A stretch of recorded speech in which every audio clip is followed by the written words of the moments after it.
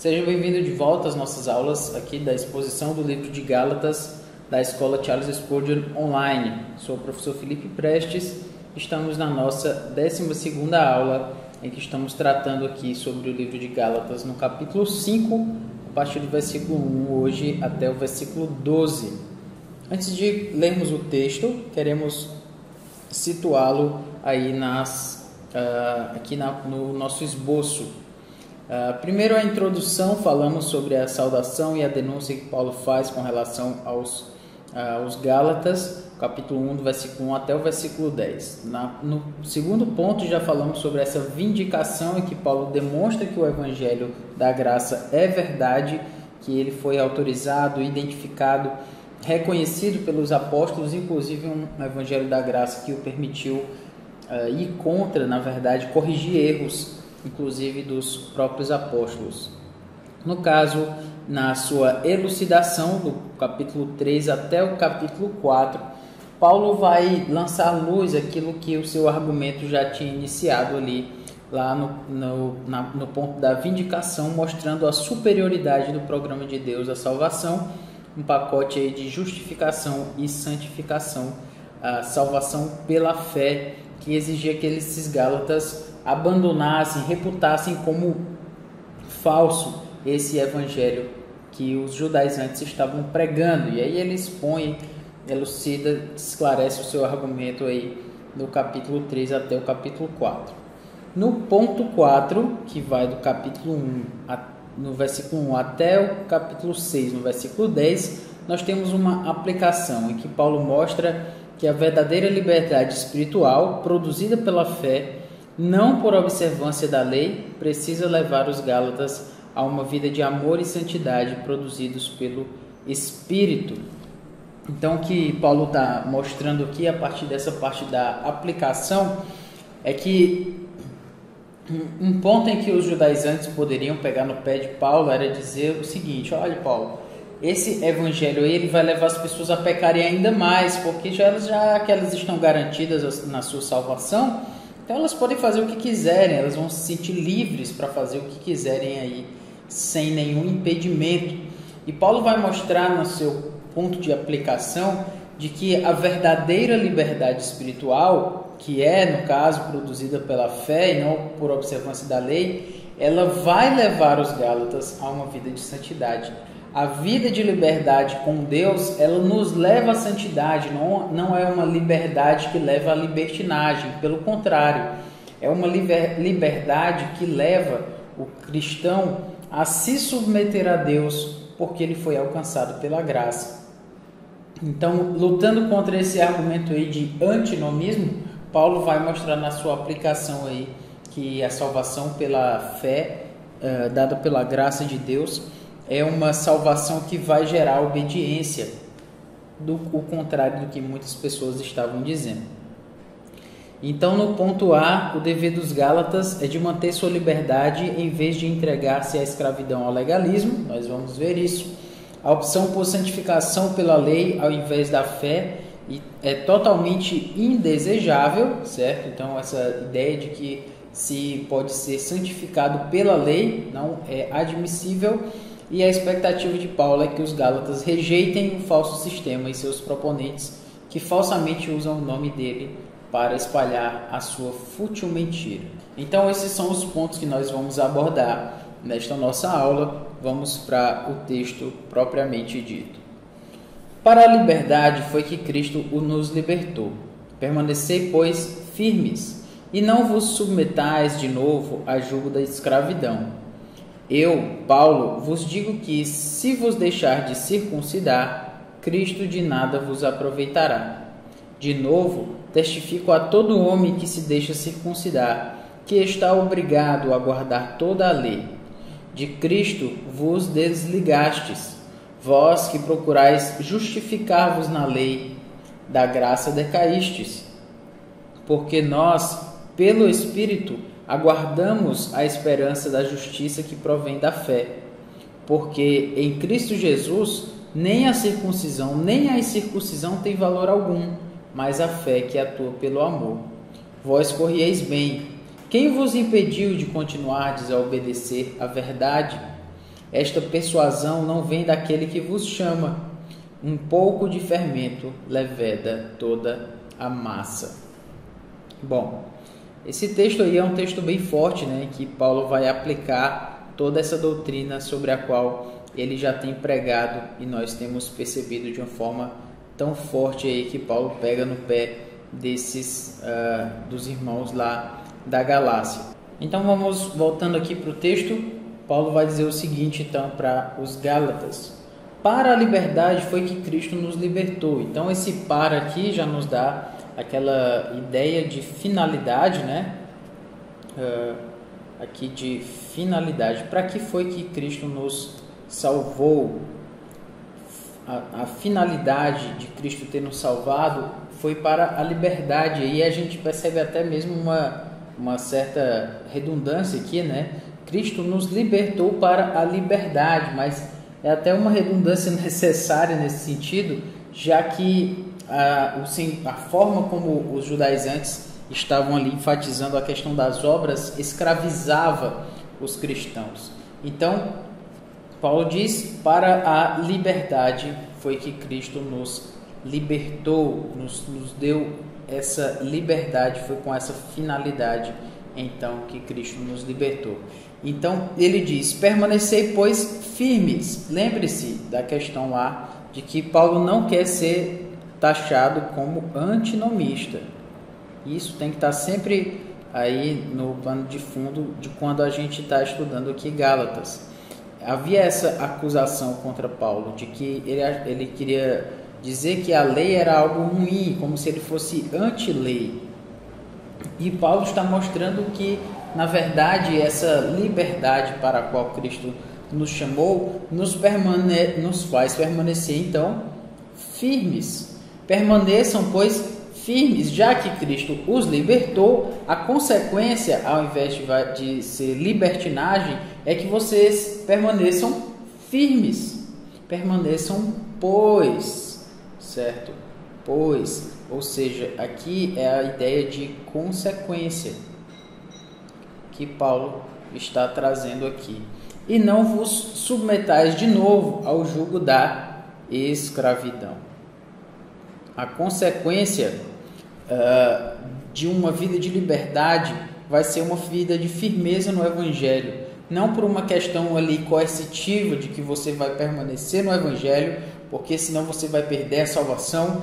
Então você tem que sempre se manter santo, santo, santo, porque senão Deus vai lhe fazer perder a salvação. É justamente o contrário. Paulo diz: já que você está liberto da escravidão do pecado, da escravidão da lei, então agora você permanece firme em obediência. E Paulo diz: não voltem, não se submetam de novo ao jugo da escravidão. É como se vocês estivessem retroagindo, como se vocês ao invés de estarem prosseguindo, vocês estão regredindo. E não é isso que Paulo quer, não é isso que Deus quer para essas pessoas. Então, na verdade, de forma alguma, aquelas pessoas, né, deveriam entregar-se a essa uma forma de legalismo, certo? De forma alguma eles deveriam entrar e se submeter novamente a essa questão toda.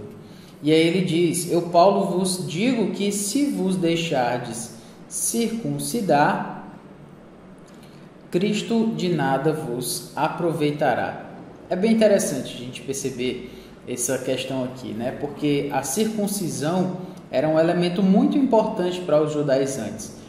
Como ela simbolizava a entrada do judeu na família da fé,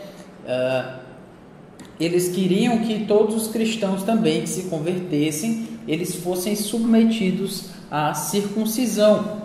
E Paulo está dizendo: olha, se vocês se deixarem circuncidar, se isso vai fazer com que vocês sejam salvos, se essa obra, né? Então isso aqui é se esse seguir a essas obras, e essa obra especificamente aqui de circuncisão, se vocês deixarem isso acontecer, sabe o que vai acontecer com vocês? Na verdade, vocês estarão entendendo que Cristo de nada vos aproveitará. Já que as obras, no caso, salvam, Se as obras salvam, então Cristo é desnecessário. Desnecessário. Completamente desnecessário. Para que Cristo morreu? Para que houve a sua obra de salvação? Se as obras salvam, eu não preciso de Cristo. Cristo não me aproveita de nada. Cristo é inútil.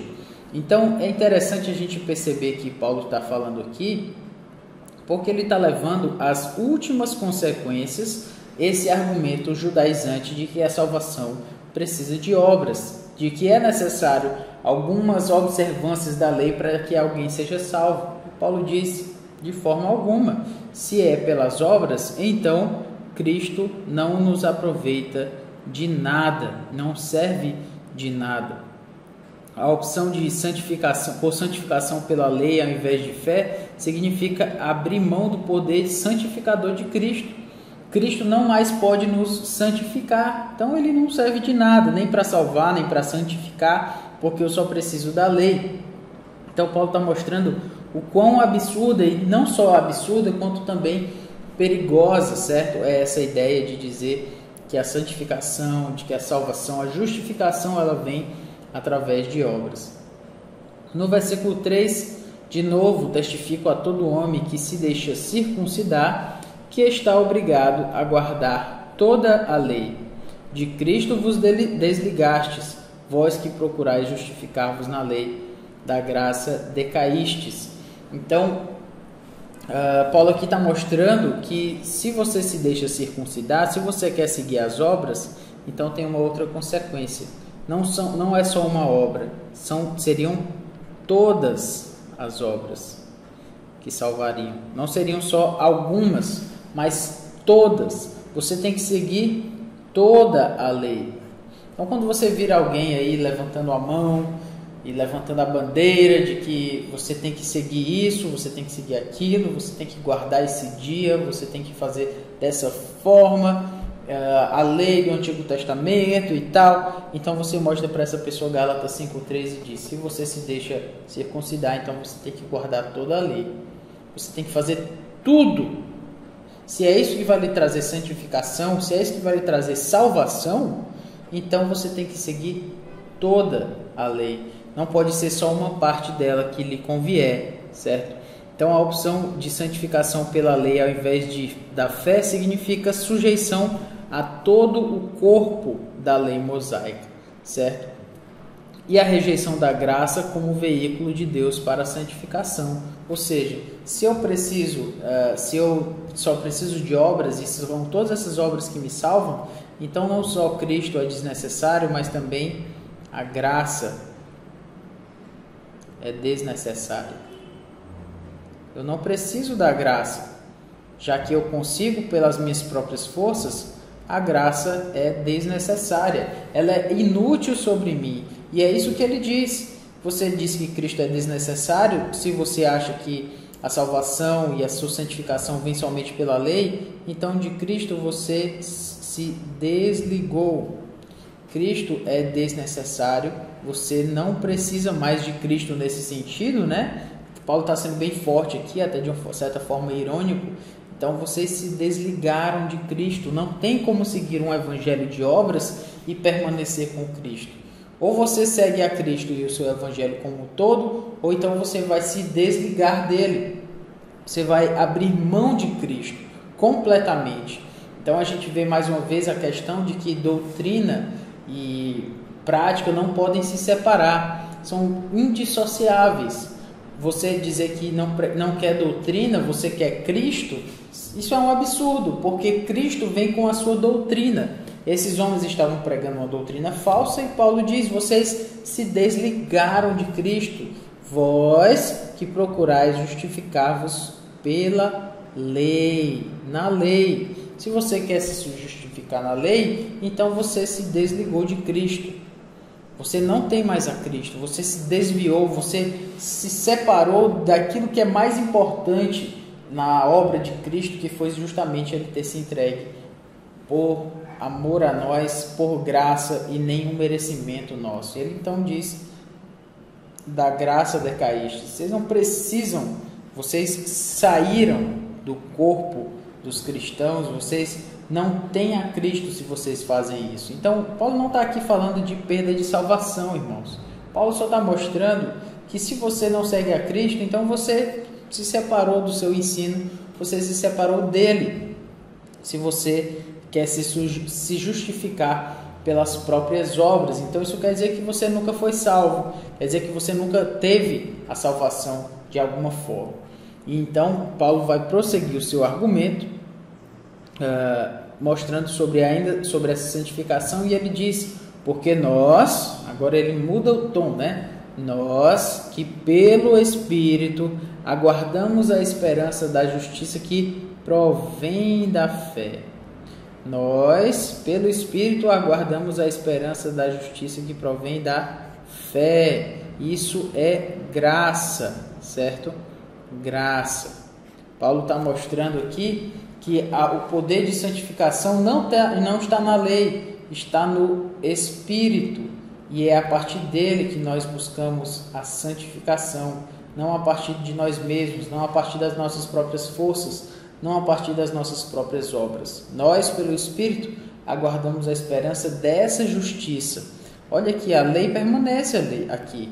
Paulo ainda fala sobre um aspecto da lei, mas essa lei é Deus nos considerando, nos promulgando, nos consolidando como justos, nos dando a justificação pela fé, não pelo que eu fiz, não pelo que eu mereço, não pelo meu desempenho, não pelo meu mérito, mas por aquilo que Deus fez em Cristo Jesus naquela cruz. Então nós, pelo Espírito, aguardamos a esperança, e esse Espírito é que capacita alguém a aguardar essa esperança. Se alguém não tem paciência de aguardar, se alguém quer fazer pelas suas próprias obras, só mostra que essa pessoa não tem o Espírito de Deus. O versículo 6, então, nos diz, né? Porque em Cristo Jesus, nem a circuncisão, nem a incircuncisão tem valor algum, mas a fé que atua pelo amor. Então, olha aqui Paulo mostrando, né? Vocês estão brigando aí pela circuncisão e circuncisão e tal. É como se Paulo dissesse: olha, para Deus, essa questão de gentio e judeu, sim, tem a sua importância, mas em Cristo, isso não tem valor algum. Não tem valor a circuncisão ou a incircuncisão. O que tem valor é a fé. O que tem valor é Cristo. O que tem valor é essa fé que nós colocamos sobre Cristo. E não qualquer outra coisa, e não qualquer outra diferença social, étnica, religiosa, no sentido aí de judeu e gentio. Não, é a fé, e essa fé que é prática, essa fé que atua pelo amor, certo? Não é uma fé abstrata, é uma fé muito prática. E interessantemente, Paulo usa essa expressão aqui, essa fé que atua pelo amor. Ela não é uma fé abstrata, uma fé fora da realidade, não é uma fé sem sentido, é uma fé que está na vida das pessoas, que é prática.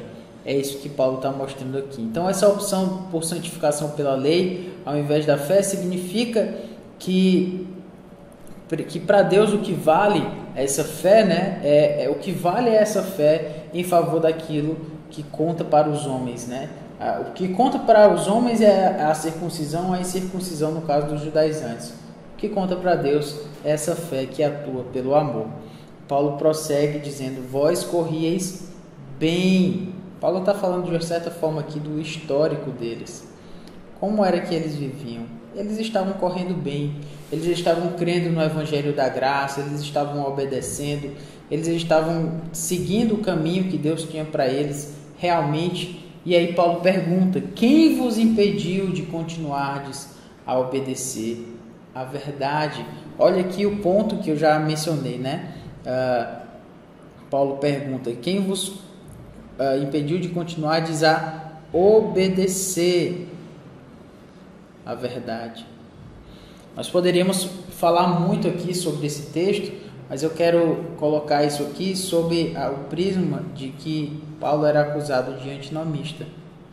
E ele na verdade, ele diz que se alguém segue crendo que o evangelho é o evangelho das obras, de que a santificação e a justificação, isso vem pelo nosso próprio desempenho, e Paulo então diz, isso, na verdade, quem ensina isso está impedindo vocês de obedecerem. É o contrário, Paulo está dizendo. Eu não sou antinomista. Eu não sou aquele, Paulo diria, não sou aquele que é contra a lei.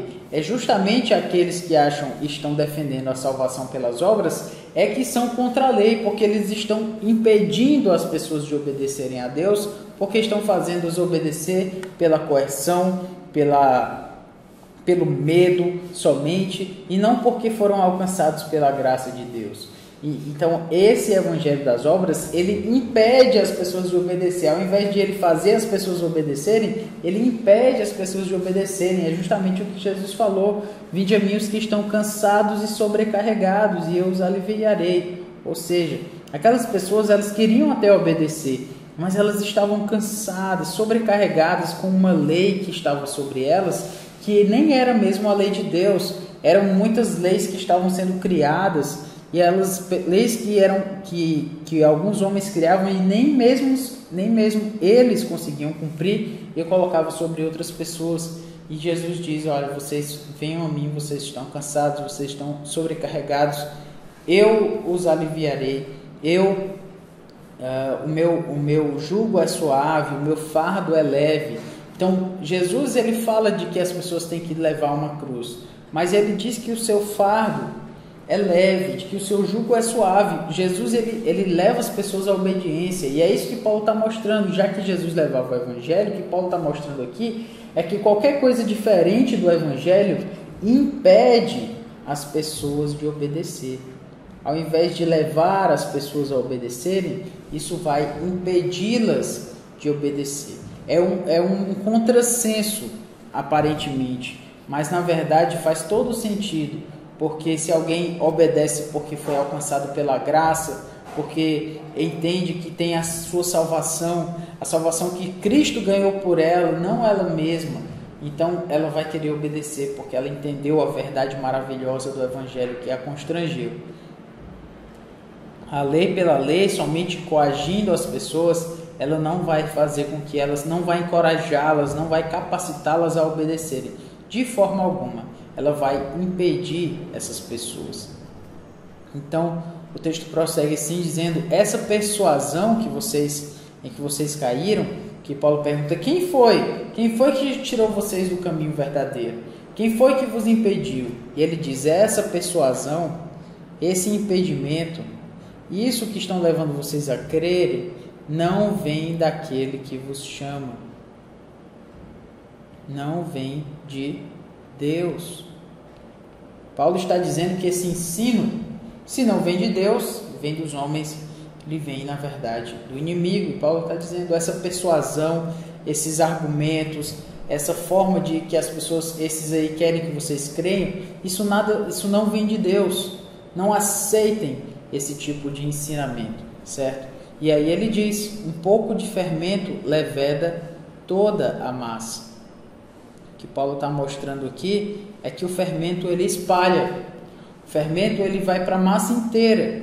Mesmo um pouco de ensino falso, ele tem um poder de espalhar pela igreja, de fazer um terrível estrago, que a princípio parece pequeno, mas como o fermento, ele vai aumentar, ele vai ficar enorme, ele vai ficar visível, ele vai se tornar indissociável daquela massa, né? E aí Paulo está dizendo: olha, esse ensino falso que não vem de Deus, ele faz um terrível estrago. Tenham medo disso, larguem isso, lancem fora esse tipo de ensinamento, certo?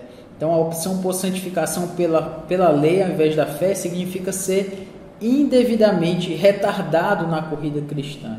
É como se a liberdade lhe permite correr a vida cristã em direção a Deus, em direção à obediência. E essa lei escravizadora, ela lhe impede, ela lhe restringe, ela não lhe permite correr com tranquilidade essa corrida da vida cristã. Então esses pontos aí até o versículo 9 nos mostram com grande força, né, que a opção por santificação pela lei ao invés da fé é totalmente indesejável. A santificação ela vem pela fé em Deus, na sua graça, e não pela lei, ou pelo fato de nós sermos capazes o suficiente para obedecermos essa lei por inteiro. Então Paulo prossegue aqui no texto, no seu apelo a esses irmãos, dizendo o seguinte: confio de vós no Senhor, que não alimentareis nenhum outro sentimento, mas aquele que vos perturba, seja ele quem for, sofrerá condenação. Eu, porém, irmãos, se ainda prego a circuncisão, por que continuo sendo perseguido? Logo, está desfeito o escândalo da cruz. Tomara até se mutilassem os que vos incitam à rebeldia. Olha, esse texto aqui é um texto bem forte, né? Paulo, a princípio, ele mostra confiança naqueles irmãos. Ele diz o seguinte: eu confio de vós no Senhor, que não alimentareis nenhum sentimento. Como se ele estivesse dizendo: olha, eu já expliquei para vocês de uma forma clara que o Evangelho da Graça é verdade, ele é superior a isso aí que vocês têm ouvido desses judaizantes, certo? Então, a expectativa é que eles vão rejeitar, de fato, esses ensinamentos, esses falsos ensinamentos que estavam sendo levados a eles. Vocês não alimentarão nenhum outro sentimento. Mas ele diz, por outro lado, aquele que vos perturba, seja ele quem for, sofrerá condenação.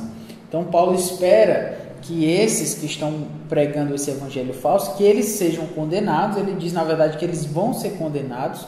E, obviamente, uma expectativa de Paulo com relação a esses falsos mestres é que eles sejam levados para fora da igreja, que eles sejam expulsos da comunhão daqueles santos, porque eles estão espalhando o evangelho completamente subversivo ao próprio Deus.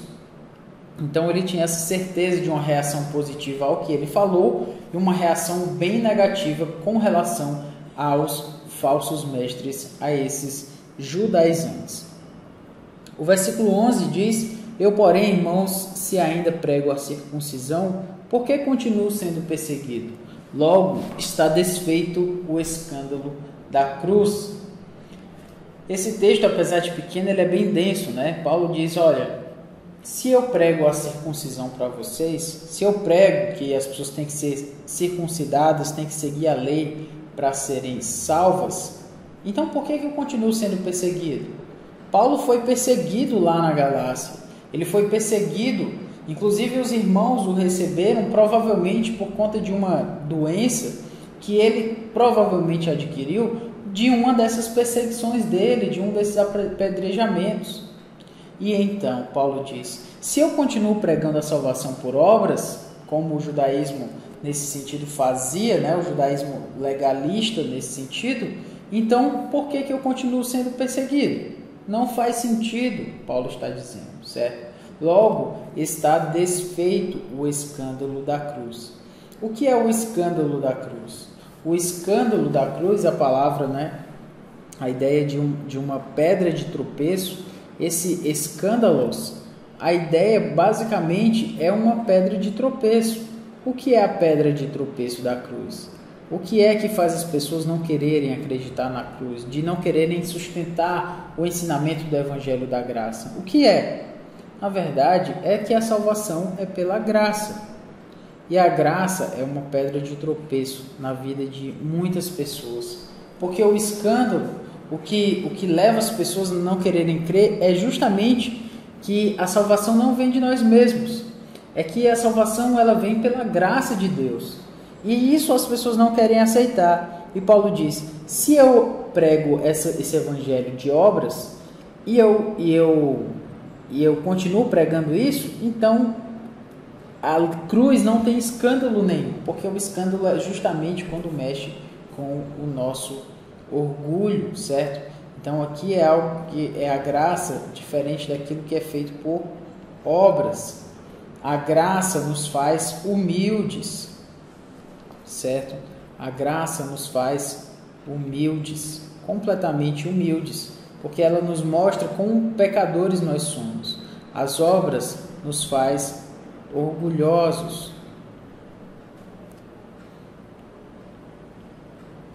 E isso aqui é escândalo para a humanidade. Porque as pessoas se acham virtuosas, se acham capazes de ganhar salvação para si. Paulo diz: se eu prego a salvação por obras, então acabou o escândalo, não tem escândalo da cruz, está desfeito, certo? Se eu prego essas obras aqui, que nos fazem orgulhosos, então esse escândalo da cruz está desfeito. Então Paulo está mostrando que isso é um absurdo, isso é um ensino que fere algo que é basilar, que é fundamental no Evangelho, que é justamente que a salvação não é por obras e que isso nos faz humildes. Então Paulo, diante dessa gravidade, dessa terrível coisa aí que esses irmãos que esses judaizantes estavam ensinando, Paulo diz o seguinte: olha, tomara até se mutilassem os que vos incitam à rebeldia. A ideia aqui de se mutilar, ele está falando, lembra-se da ideia de circuncisão. Então, você deve saber que a circuncisão era uma espécie de pequena cirurgia que era feita no órgão masculino da criança e tirava-se a parte do prepúcio, uma pequena parte ali, e isso indicava que aquela criança fazia parte da aliança, fazia parte da família de Deus. E os judaizantes queriam fazer essa cirurgia com todo homem não, ou todo homem não judeu que se convertia ao Evangelho, ou seja, para todo gentio. E Paulo diz: olha, tomara que se nessas cirurgias aí de circuncisão que esses homens estão fazendo, tomara que eles se castrassem com isso, que eles se cortassem. A ideia de se mutilar é mutilar o próprio órgão mesmo masculino. Então Paulo está dizendo: olha, tomara que essas pessoas se castrassem. Paulo está sendo muito forte aqui, realmente, muito enfático. Queria que vocês acabassem se castrando com tudo isso aí, porque vocês estão terrivelmente errados e fazendo um mal terrível, porque vocês estão incitando, como ele mostra aqui, né? Os que vos incitam à rebeldia. Então lembre que a gente já tem falado sempre que Paulo não é um antinomista. Ele está mostrando que, na verdade, esse evangelho aqui de obras, esse evangelho aqui, ele, ao invés de levar à obediência, que na verdade é o que faz o evangelho da graça, a uma obediência humilde, uma obediência que se derrama diante de Deus, nos faz rebeldes. Paulo diz: tomara que esses aí se castrassem, se mutilassem nessa cirurgia aí em que eles estão fazendo essa circuncisão.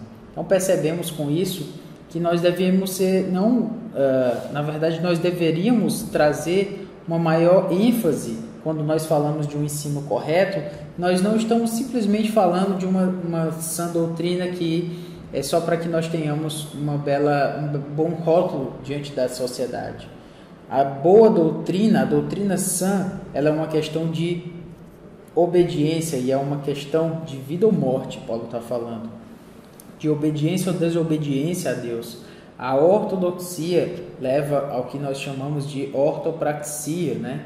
A ortodoxia, a doutrina correta, leva então à ortopraxia, que é a prática correta, certo? E a heresia vai levar então a uma falsa obediência, a desobediência, assim, propriamente dito. Então, o que Paulo está mostrando aqui para a gente, que nós deveríamos seguir, é que o evangelho verdadeiro ele deve ser defendido com unhas e dentes, que essa deve ser uma ênfase muito presente, muito forte naquilo que nós ensinamos, naquilo que nós levamos quando nós estamos falando da palavra de Deus. Então, que você tenha gostado, espero que você tenha gostado dessa aula. Na próxima aula continuaremos aí com o capítulo 5, até as próximas aulas chegaremos então no final aqui da exposição de Gálatas. Que Deus nos abençoe e até a próxima aula.